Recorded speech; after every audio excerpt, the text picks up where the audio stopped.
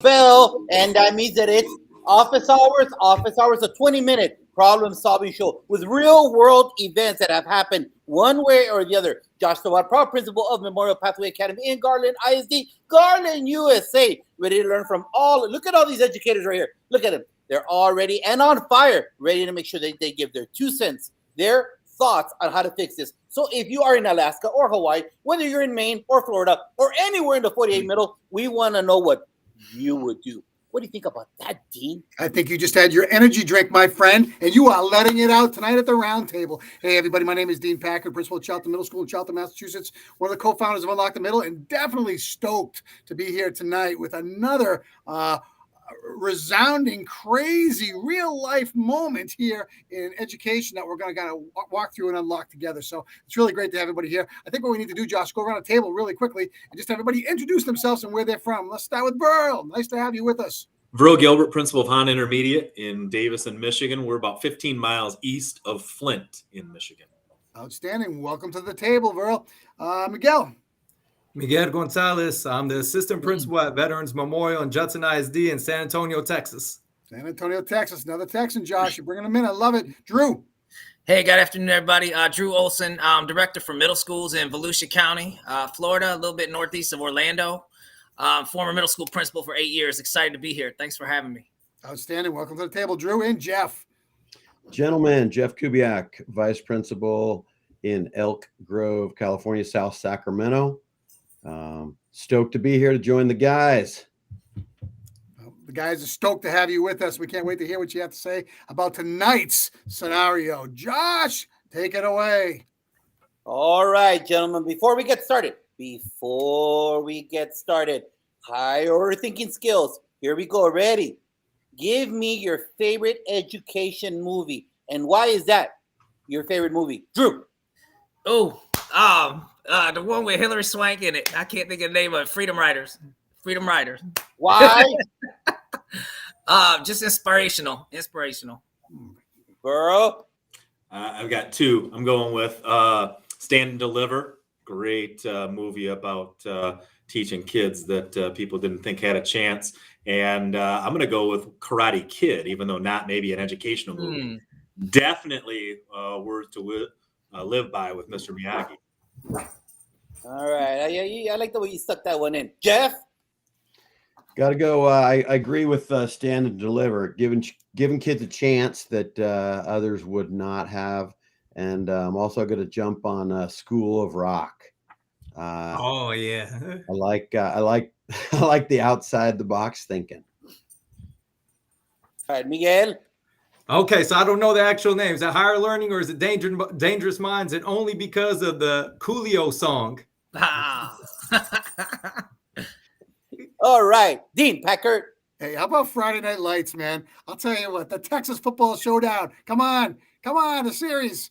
All right. What's the right answer, Josh? What's your answer? The right answer is puras ganas, compa. You got to stick with puras ganas. That's the only way. So here we go. Name the worst holiday candy or food you've had. Girl. Candy corn, by far. Good one. Dean Packard. I was going to go with the candy corn too, but I will switch it up to the Sour Patch Kids. Miguel. The correct answer is licorice.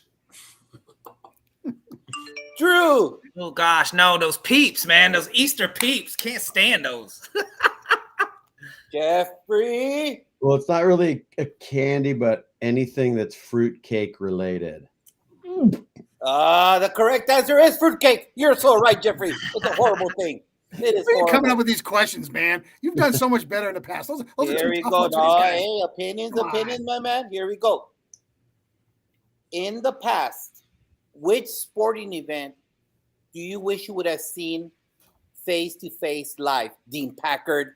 Sporting event, face-to-face live. That's a good one. Sporting event, face-to-face live. Maybe an NBA Finals. Never been to one. I'd love to be there. All right. Miguel. Man, I got to go with an NCAA championship game, and I'm going to go specific. Michael Jordan hitting the shot for North Carolina. If I could have been there, that'd have been awesome. Jeffrey. I got to go with either NC2A Final Four basketball or World Championship surfing.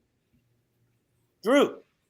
Got to be a Super Bowl. Got to be a Super Bowl. Big Bucks fan down here. Would have been good to see it 2 years ago. Girl.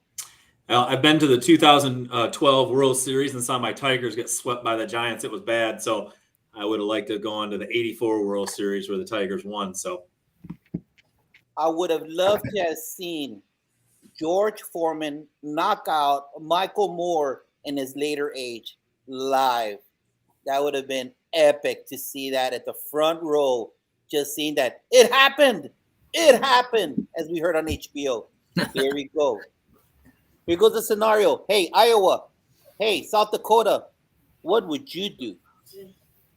Early in the morning, one of your students in the behavior unit is sent to the administrative office. You already know the student is going to have a bad day. The student sits in your office, arms crossed, yelling, "I want to go home."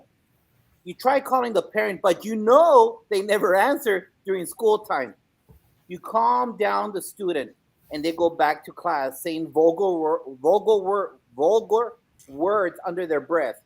30 minutes later, you hear on the radio that this same student is walking around in the hallways, not listening to anyone, and on the phone calling the parents. You ask the student to go to the office, and you are ignored as the student keeps walking in the halls, using profanity, stopping other students, telling them what a horrible school that they're in. You hear on the radio the parent is on the way to school, but now it's lunchtime, and this student keeps ignoring you and goes into the lunchroom on the cell phone, talking to their friends like nothing happened. What would you do, Jeffrey? First of all, bad days can always get turned around, right? So he's not going to have a bad day. Maybe he's had a bad start, didn't get breakfast, didn't get enough sleep, whatever, doesn't get the same kind of love we want him to get, but it's going to turn around. And we got to love them all, especially that hardest kid to love is the one that needs it most, right? So how did I connect with him to turn it around in those first 30 minutes? And then about the lunchroom thing, I probably would have hollered at the cafeteria, "Hey, let's just shut the doors. I'm going to cruise around with my guy and just listen to him. Let him talk." I can't change the language. Maybe if he's dropping F-bombs and everything. Hey, kids have heard worse at my school, and I just got to listen. Got to remind him, if he's willing to listen and wants to hear, that I'm there. Give him space, and then check in. What do you need? What can I do for you? How can we make this day better? And anytime that I connect with a child that is like at a 5 is like aggro, right? Epically aggro. I always want to, and I talk to him, "Hey, let's find a way to get you down to a 3, a 2, something like that. And maybe let's go shoot some hoops. Let's get something to eat.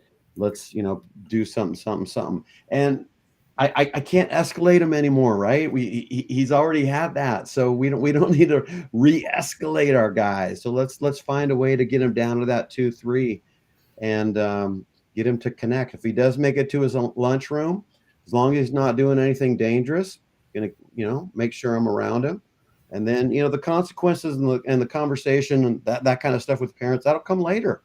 But I just I want to make sure that he is going to be safe and the other students are going to be safe, and that he knows that Mr. K has got his back, and that's my job, man. Thank you, Jeffrey. Drew? Yeah, I agree with a lot of things Jeff said. I think one of the things I picked up on that he said was that power of connection, right? And making the connection with the student. So there's a couple things I think about in this scenario. One, that kind of language is normal behavior for a student in a behavior unit, right? So that to me is just expected. And so a lot of where I've had self-contained behavior units, a lot of times there's point and level systems where they can move up or down on a point scale and earn privileges. And so if there's an opportunity maybe to redirect them back to that system and have some conversation around that, there might be an opportunity to find some motivation there. And then I think too is just thinking about whether it's me or somebody else on my campus that has a relationship with him. One of the things we always preach in middle schools is making sure that everybody has an adult advocate. And so hopefully there's an adult on that campus that maybe that he relates to the best. And if I can leverage that relationship, if I don't have it myself, maybe trying to leverage that piece as well. Thank you. Dean Peckert. A lot's going on here. And again, this is something that we're all pretty common to. I'm sure we see it every day in some capacity. But I think the best thing we do is recognize the zones of regulation for every child that we have. Obviously red is that escalated level where you don't want to poke the bear. You want to take time. You want to meet them where they're at. You want to make sure that they have that champion around them. As they regulate in the moment, obviously getting them down into yellow, getting them back to green. I think a lot has to do with the approach that you connect with the situation. Again, I've seen a lot of people in education meet fire with fire, and what it does, it explodes. And if it explodes, guess what? Everybody loses. So from an administrative standpoint, I'm looking at wait time. I'm looking at space. I'm looking at telling them that I'm there for you. Listen, I'm not going to talk to you right now until I see that regulation zone begin to temper backwards. And again, I'm going to slow everything down. At the end of the day, every child needs that champion. Every child needs to know that they're cared about when they walk into the building, and we can't control what kids come in with. And maybe the situation could have escalated by something on the bus. Maybe it happened with something at home with the family. Who knows? We don't know. But it is our job to find a way to make sure that they are back into that green zone and getting them back into the learning environment as quickly as we can. Earl. Josh, did you know that I used to teach in the self-contained emotionally world? Are you kidding me? This is right up my alley. Thanks, man. Hey, you have 5 years middle school, so this is pretty common. So a lot of you have already hit things that I think I'm going to touch on too, talking about leveraging those relationships. How do we, and what Dina just said there, how do we meet them where they're at instead of trying to expect this from them when they're here? How do we meet them where they're at? We're going to get more out of them and get them more successful if we work on meeting them. I thought I heard Drew or maybe Jeff mention finding that person in the building that has a strong relationship with them. As the emotionally impaired teacher, I knew I always had that. So when my students were struggling, that I was that go-to person. I was jumping and running. As a building administrator of almost 850 kids, I'm a little bit more removed. I have those relationships with our kids, but if that person isn't there, I'm going to be that person for that day. And then also my thinking is, I don't know if I would have I felt like we're setting them up for failure. If they're already struggling along the way and we're sending them on down to the cafeteria, how did we as the adults try in that moment to set them up for success, for future success later on in their day, so that they were seen by their peers in a positive manner instead of only in a negative manner? And how can we help them be successful? Because for them to be dysregulated like that, Dean, you talked about the zones, for them to be dysregulated for that long, I mean, it's almost 4 hours here from the start of our day to lunch. Them to be just regulated that long, that's really tough on a kid. The final thing I'll put out for all of you is, how do we then help build capacity and build empathy with our students, right? We all have bad days. Our bad days may not look like that, but how do we build capacity and empathy with our students so they can say, yeah, having a bad day, what can they do to help some of our students, or at least understand that, these things happen, but we want to help. That's our student, because we know that students who feel connected to a community are less likely to have issues across the board. Josh, before you go on to the next one, just let me add two things. I would also consult with the BCBA. We have behavioral specialists in school that are trained to deal with this stuff in the moment. In the post-secondary conversation, when the re-regulation happens with the child, to go back and talk about the sequence of events that led to this is a great way to build capacity. And thank you for saying that, bro. Miguel. All right, so like a lot of people saying, the first thing that struck my mind, that we actually have things like this happen on our campus all the time, is, do you have a group of people that are invested in the kid? And so sometimes my way is not the way that's working, so I kindly see myself out, and then somebody else kind of takes the lead. And as an administrative team or as a school, we kind of figure out the best solution. And most of the times we find somebody like, I want to talk to this person, things settle down, behaviors change. I'm going to go for ours is knowing the student, their behavior and their intervention plans, what makes them trigger, and then what are some of the solutions that you can have. So having that in the back of your hand, so you're not escalating situations. The one thing that stuck out to me at the end was like he was talking to his friends like nothing had happened. And a lot of times it happens where we go up here and then we settle down. If that's kind of a normal thing that happens, and I feel like everybody is safe, well, I'm not going to keep hovering over that person to make things get back up, because I know already parent is on the way. And at this time, I'm just wanting to make sure that the student is safe, our other students are safe, and then we're going to get through the end of the day. And then kind of going back, that was the last thing on my mind, is the next day having or whenever the student is back, having an immediate impact on them to say like everything's good between us, and whether that's extending a fist bump immediately and having that olive branch so a student knows, okay, well, like he's not mad at me, he's not upset with me, and then now we just move on, and then talking about, well, how can we keep growing?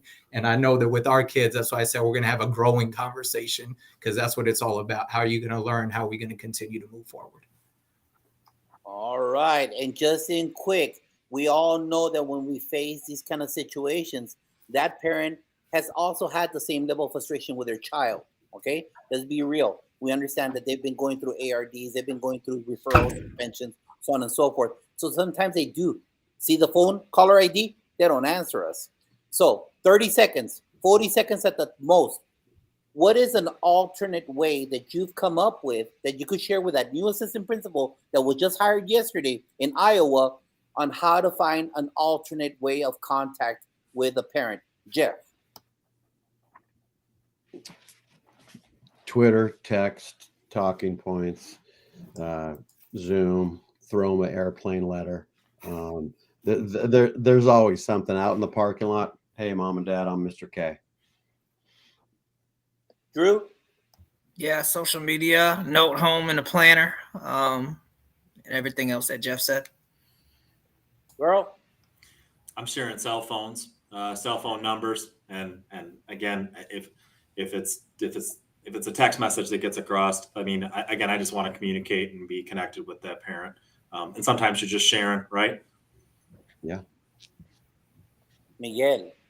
Yeah, I'm going with the cell phone portion. Like you got Google Voice numbers now and everything to where you can kind of share anonymously. But anytime you need something from me, I want to show the parents that we're accessible to them, and we're trying to help work with them, because it's a partnership. It's me, you, and the student, or us, you, the student. And so anytime they can connect with us and feel like, okay, I got a safe spot with Mr. Gonzalez, well, then I think it's good for the parent, and it's good for the student, and it's good for us.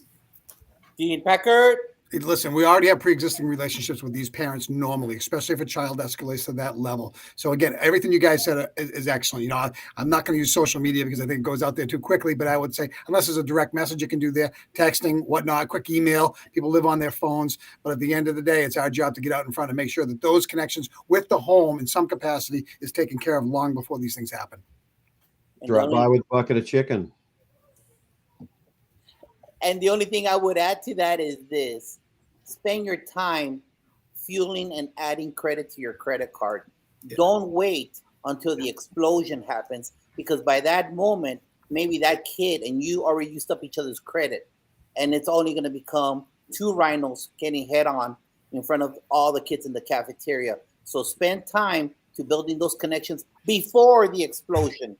Right. Because you know what? That referral is going to be taking at least 2 hours of your time. That ARD afterwards is going to take more of your time, when you could have been writing little notes that takes you 45 seconds, or a lollipop with a message in his or her hand saying, hey, I love you, bro. I've been seeing you in my office for 2 days. I love you. You're the best. So front load it with love and compassion, because when you need to use some of that credit on that credit card, the kid will say, I got your back, and I'm there with you. And that's it, Dean. That's office hours right there. But you know what, Dean? It's not over. It's not over. Nope. The flagship show. The flagship show on Sunday, 7 p.m. What's happening on Sunday, Dean Packard? 7 p.m. One of the greatest personalities from around the country that we can find will be on discussing something. Oh, Mother's Day. I know you're talking about Mother's Day. Come on, man. Go. What do you think I'm going to miss that? And I'm glad you had me. You had me for a second right there. You got me. So join us for the flagship show, the Mother's Day special show. Join us and find out what we have in store for you. Thank you, everybody around the country, for joining us. Like and share it. And that ends and closes Office Hours. Thank you. You got it, guys. Hey, thank you very much for being with us again. Connections mean everything with your kids. Don't ever forget that. Keep striving to be the best you can be. Hold on, guys. Have a great week, everybody.